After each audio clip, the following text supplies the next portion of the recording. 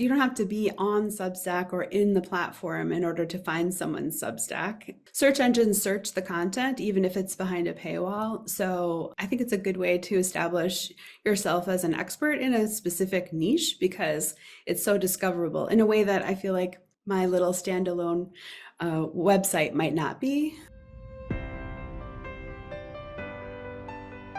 Hello and welcome to the Master the Media podcast. I'm your host, Amy Gorin, and I'm here today with a very special guest, Nichole Aksamit. Welcome, Nichole.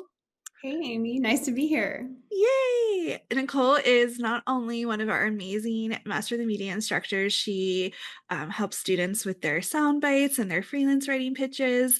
She is the former editor-in-chief of All Recipes magazine, and she has a very successful Substack, which is what we're going to be mostly talking about today, is how to get started in Substacking. Is Substacking the next blogging? But we'll start off with Nichole. Give us a little bit more of an intro about yourself.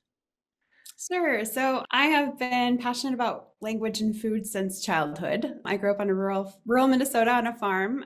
Not wealthy, but we ate well and ate local before that was a catchphrase. And I have worked in media for more than 2 decades as a writer and an editor at daily newspapers, cookbook publishing houses, national magazines, and global websites. And I've been freelancing the last 3 years, and I recently launched a Substack about thrifting for plus size clothing as a curvy woman and sort of finding your style. And it's called the Thick Thrift Diaries. And that's been great fun.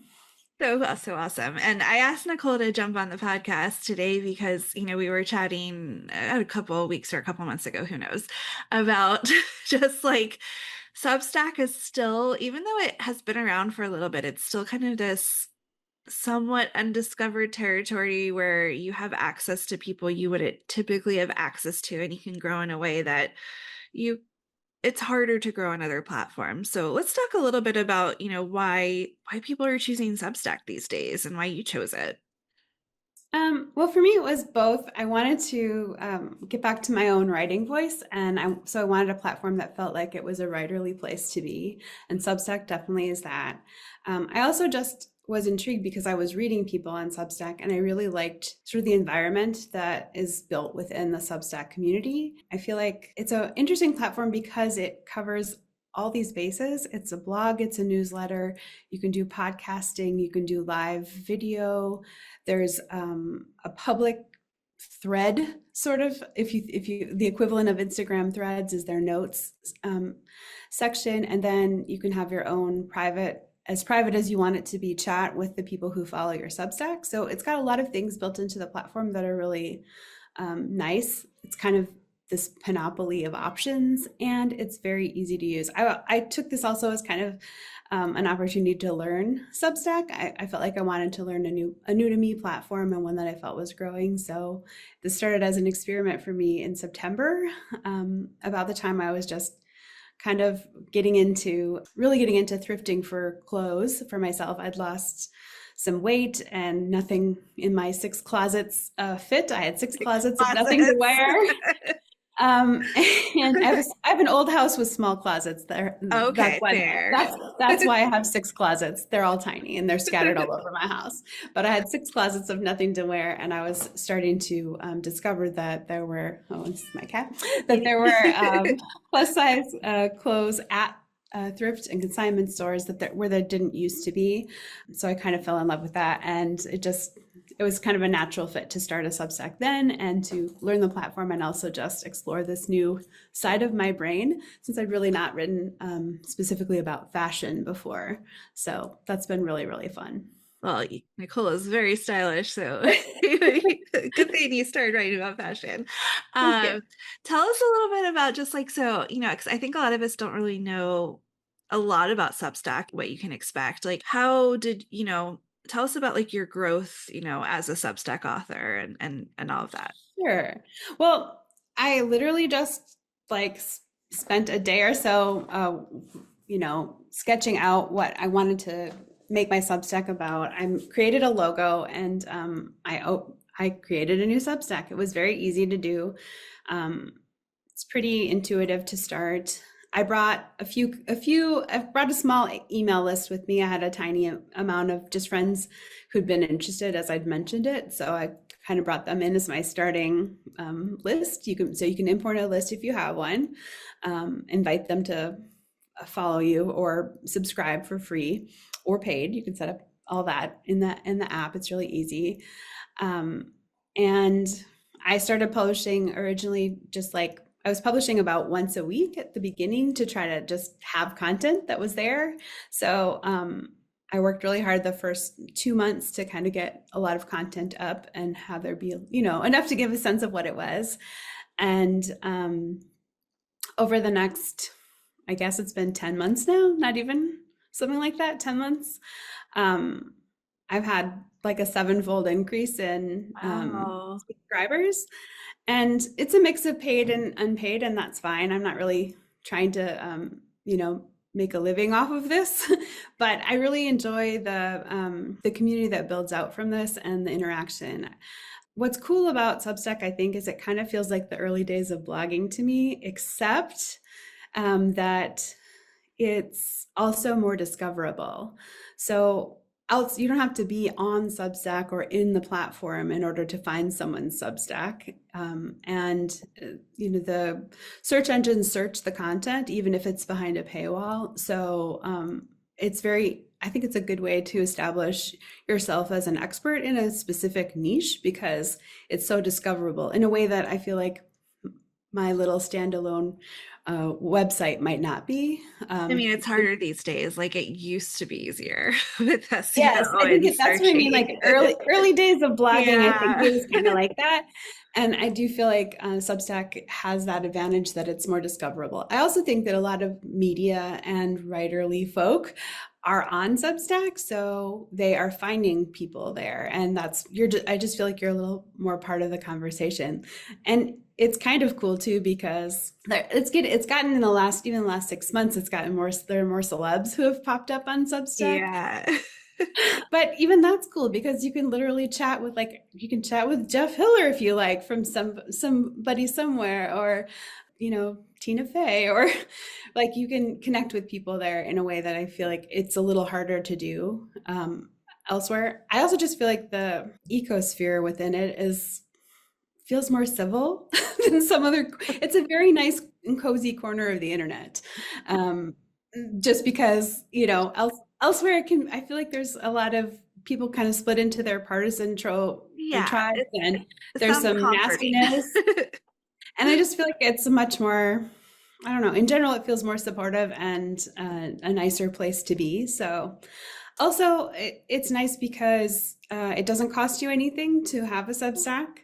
They make their money as a percentage of your paid subscriptions. So if you have paid subscriptions, it's like 15%, I think, is their cut. And But what do you charge for, someone to be a paid subscriber?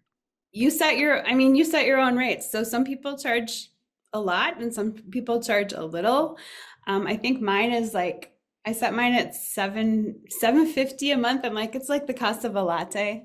You buy me a latte and I'll write you some stories. Aw, Um, that's sweet. uh, but I also have a free tier, which most of my stuff is free. There's just added perks for the paid subscribers. So again, it's not a big cut, and you get to keep all rights to all the content that you make. So it's That's a big deal. not like you're giving it up to Instagram or Facebook Yeah. or Meta. And you also can take your subscriber list, anywhere. So if you decided you wanted to leave, you can, anytime you want, you can download that list and Yeah. take it with you. So I think there's some nice benefits for creators. Yeah, I And mean the fact that you said it's free, like you don't want to know what I paid for my email system. Like it's so expensive. yeah, and it's cool because you can really do as much or as little or as narrowly focused or as wide as you want on that spectrum of options. I mean, I haven't made mine a podcast, but you can still even without making mine a podcast, you can listen to mine as audio. It'll read it Oh, to that's you. really cool.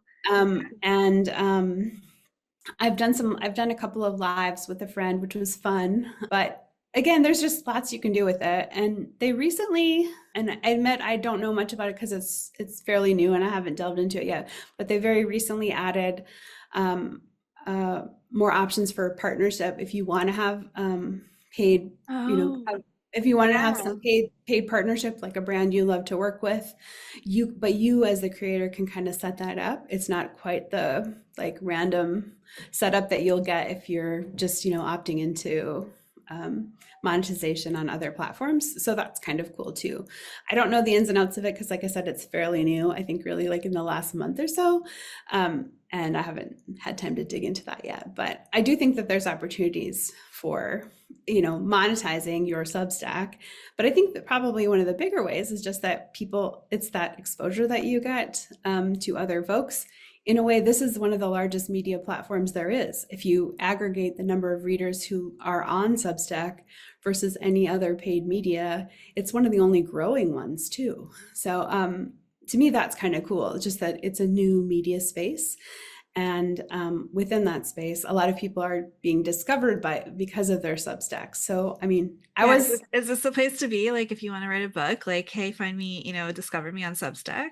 I do think a lot of authors are doing that too. It's Yeah. their lead up to their book tour. Lena Dunham did a Substack as a lead up to hers. So yeah, I think it's a smart move. And again, it does feel like you're building a little bit of community there. It's an easier place, I think, to sort of find your tribe. And it's also cool that you can carve up that space as much as you want and look, if you have a very specific interest, like health, like a specific channel of health. If you only want to learn about GLP-1 drugs or talk about them, there's, I mean, a way to establish yourself as an authority in that space there, and also to find other like-minded folk there. So I don't know. I think that's cool, and I'm also seeing a lot of people get media coverage based on their Substack. So you might notice if you read the New York Times or other major media that they'll be quoting folks who have a Substack. And again, they're just part of the conversation because they're on one of this, again, it feels small, but it's a large media platform in aggregate. It sounds a little bit like Medium was like in the earlier days, but like without all the bells and whistles that you have with Substack. Yeah, and I feel like it keeps getting better. There are little refinements that they'll make to the way the back end of it works. But I do feel as a I would say middling tech savvy person. I'm not like a coder or anything like that. You don't have to know any of that to do it. It's very easy to navigate and set things up. What So what kind of stuff do you offer your paid people? so I offer them ongoing access to the archives. So that's one thing. Like if you're an unpaid subscriber, your window of seeing stuff is shorter. And then I also am offering them for my particular Substack. I'm offering them first dibs on some of the things I find for resale. Oh, So again, that's a nice perk. I'm not really partnering with brands because I'm thrifting across all brands, right? And what you find is kind of what you find. But when you find something really cool, there might only be one of them available anywhere because it might be vintage, it might be just out of circulation, or it might be one custom order that someone made, right? That Yeah, that's doesn't exist. actually really cool to think about. I know, So, yeah, we had interviewed Ellie Krieger on the podcast a little ways back, and she had told me for her paid subscribers, she was introducing recipes that she had never published. So like they got access to like that archive of really cool, secret recipes. yeah. Yeah, and not every post that I make is free. Most of them are, but there are some that are just for paid subscribers. And then I've been working on over the course of the 10 months or so, what I'm calling the Thick Thrifter's Guide to Finding Pre-Loved Clothes in Your Size. And it's got several installments, and it's everything from like how to get in the mindset to go thrifting, what you should wear to make try-ons easy, whether or not there's a fitting room, to like fabric care. What do I do to clean things that I buy secondhand or to sort of restore them or get funky smells out, which can happen. Yeah. So there's lots of that. And at the end of the year, that will be bound into a full guide that I will sell. But my paid Very subscribers will cool. get it as a perk. Oh, that's so cool. Are you gonna like, is it digital or will it be in print too? It'll be digital, a digital download, I think. Yeah. Just, sustainability. I'm not gonna try to I'm not gonna try to print it for you. No trees Nice. will be harmed in the making of this guide. Very nice. Um, how do people, and this could be for, you or just anyone on Substack, like how do people find you? Like if like how do you get your new subscribers? Um, I'm still figuring that out. Frankly, it's a little hard to tell. They do have some analytics. I am, I'll cross post when I publish a new Substack, I'll cross post on other media. So on my social media, I'll just note that a new stack has dropped or give you a preview of it there. So sometimes it's people just finding you there and following um, to the Substack. But I also think it happens within the Substack community. So if you are reading other people's notes and commenting on them, people will click on you and find you and follow you. So I've had a fair number, of folks who found me that way, or just there are other creators in this space who are writing about body positivity and figuring out how to fit your body or how to determine your own style. And I think the more that are part of that community, the more people within it will follow you too. Um, and it feels like it's additive. Lots of people follow lots of Substacks that they're interested in. Yeah, So that makes sense. And I mean, and there's so many like and for our Master of the Media students, we have, like a recommended list of authors, journalists to follow because their Substacks will actually give out calls to like, hey, I need these types of experts. And it's just an easier way to like a more niche way versus like Quoted or Harrow to source opportunities yeah, like that. yeah, that makes perfect sense. I need to dig a little more into the health ones for you. I should have done that before this. No Um, I'm worries. I'm curious. I am a little curious about how folks are relating there. But I do feel like again, if you're targeting someone with us, if your expertise is in a particular health niche, that people who have that particular health issue or health challenge are are natural to subscribe and follow you there because they want your information and they'll share it out. And I don't know, I just feel like there's a cool knock-on effect of all of that, of having a community of people who think of you as the expert for the thing that's really important to them. So Yeah. And I feel like in today's day and age, it's like it's hard to get access to the people you want to get access to. And then as the author, it's hard to actually correspond with all the people that you wish you could write back to. And so I feel like this is sounding like a platform that just makes both of those things easier. yeah, I also think, a lot of writers use those features within Substack to help source their writing. So it's like, I want to talk to patients who have this or struggling with this. I'd love to know, like you can put out a poll to people who follow you. There are lots of ways to like kind of crowdsource within a very specific crowd to get some information that you think will be helpful to help you shape what content you're creating. And I think that that's a big benefit. Yeah, that's Um, really cool. What tips would you give someone who is like, this is so interesting. I want to go and start my own Substack? I would say give it a whirl. Like like give yourself a day and pull together the basics. Just dive right in. There are some Substacks that help you learn how to do Substack too. So Of course. so of course there are other people you can find and follow, but frankly, I did it with a little bit of encouragement from one of my friends who'd been on the platform for about, I think she'd been on maybe 8 or 9 months before I had. And she was just, part of it was just encouragement, like just go do it because it's not hard to get started. And if you don't love it, it's easy to bail too. So there's that. But the other thing I'd say is just maybe spend a minute on Substack, find your channel, find the folks that you want to talk to, whether that's health and wellness or food and cooking or fashion and beauty, and just spend a little time seeing what's out there and think about what is it that you want to add to the conversation, because I think that's what's cool is that there's just so many unique voices in the space, and I'm still surprised that there aren't more folks who are writing about the very thing that I'm writing about. So I feel sort of lucky that like I stumbled onto this, and that it's very, natural for me to be writing about this at this stage of my life. But it's also cool because I don't see anybody else who's actually doing the same thing. So I feel like there's still room to carve out a space for yourself there, and it's worth giving it a try. And again, it really costs you nothing to set it up.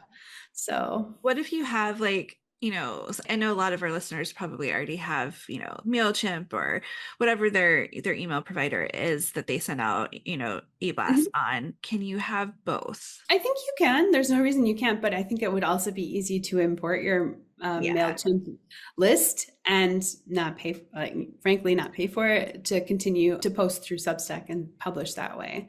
So yeah, you can post just to the site. You can post and send to subscribers, paid, free, or all of the above. You can choose to do that in the app, and so I don't know. To it me, sounds, yeah, it seems sounds like like, a nice way in, whether or not you're already established somewhere else. But worth giving it a try and comparing if you're doing that. I wasn't routinely sending yeah, email blasts to people before, so I don't really have a net comparison. But yeah, it sounds I like would say, something where if you're like at that stage in your business, like where you're like for Master the Media, like we are obviously selling a product, and so there's a lot of bells and whistles, and we use Active Campaign, and it's like yeah, very intricately complicated, like where I've had hours of training just to be able to use it. So like it wouldn't make sense for us to move over. But if you are someone who's just like, I'm writing these newsletters and I want to share my guidance and I don't know what my end game is, then that sounds like a really good place to, yeah, like why pay MailChimp? right. Or even if you've been building a little list, but you haven't figured out what to do with it, like literally send a note to that list that says I'm starting a Substack and Yeah, here's the link and to opt in. Or, there's a way to do that so that they're again, you don't want to auto sign people up, but it's not but legal, guys. not right, not legal. But you do want to be able to invite them. And if you have a list already, that's a great place to start. Even if it's one you've just been like, I don't like, people are just signing up and you haven't really been Yeah, doing much with it. So I mean, that's a really good point too, because that's something we're always telling our Master of the Media students is like, okay, if you're building a website, add an opt-in, like, hey, if you share your email, you get this free meal plan or this free tip sheet, and you don't even have to have a newsletter that you're sending out. You're just building a list. And so this sounds like a great way to, like, if you've been unsure of what am I doing with those names, like this is a great starting ground. yeah, I feel like it would give you a little, again, an instant start community, which is kind of what I feel like I did just with my friends and family and folks that were, mildly curious about Yeah. what I was doing after all recipes. So that was a nice way to start it. But I do think the growth happens after you get going and after you spend a little time in the platform. So. Definitely. And what else are you doing these days besides Substack? Well, I'm still writing and editing. I do I'm working with some clients on cookbooks and memoir editing, and I'm also occasionally write and pitch things for national publications. I recently wrote about my GLP-1, my life on GLP-1s as a foodie for Weight Watchers, and um, so I do some one-offs like that. I still have a novel that I wrote a draft of a novel also that I'm trying to figure out how to actually finish and publish. That who knows? That might be a Substack too. I might just launch it as a Substack. Yeah, like A actually serial. that would be really interesting. You'd have to like pay to read the next chapter. Yeah, just like the magazines back in the day when they'd like publish little I bits mean, of, you know how you know. Dickens did it? Wayne. Oh gosh, we're back to the beginning, aren't we? Kinda. So yeah, I don't know, but I'm sort of doing, Jane of all trades I love right it. now, and I'm kind of liking it. It's nice to have some freedom and flexibility in my life at this stage. So, Yeah. and I'm gradually stepping into reselling clothes also, since I'm finding cool things I want to share with the thriftosphere. So I think this just goes to that whole like you create your own happiness and it's really cool that you can do all of these different things. yeah, it's been fun. And I don't know, like I'm trying to think about your question about how do I gauge my Substack success? I don't know what my sub success is. I think I'm still small as a Substacker, but I made the top 100 in fashion and beauty a couple of Oh times, my gosh, that's um, amazing. which is very cool to me. And Yeah. I did get featured in a national newsstand print magazine. It's called Flea Market in Style, and they did a Wow. feature on me this spring. And I'm sure that helped fuel my Substack growth Yeah. a little bit. Again, it was not a direct, like, you can't click a link in a print magazine that doesn't have a digital counterpart. So it's hard to track. It's hard to track if people found me that way, but I'm sure they did.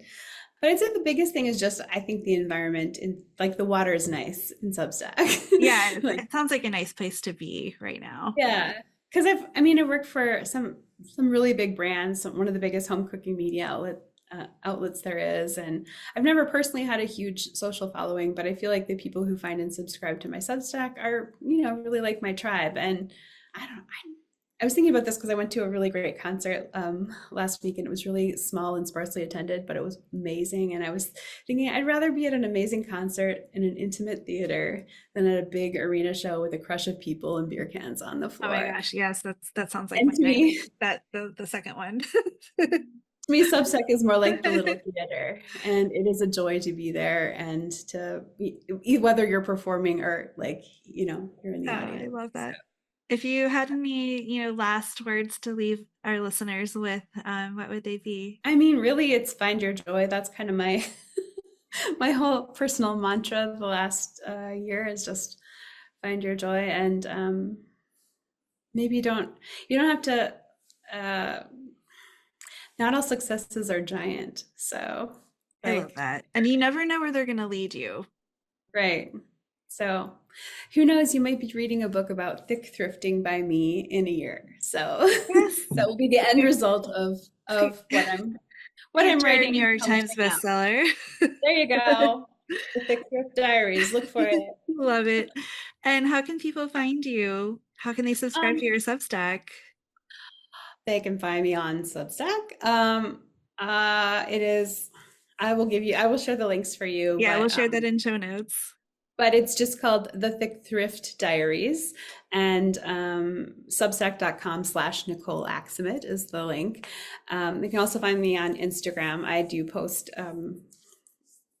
tips and tidbits there about my thrifting adventures. So it's Nichole_Aksamit at Instagram, on Instagram. And you can also shop my Poshmark closet, y'all.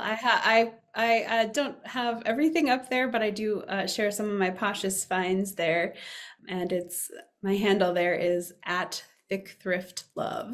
So Love it. Love it.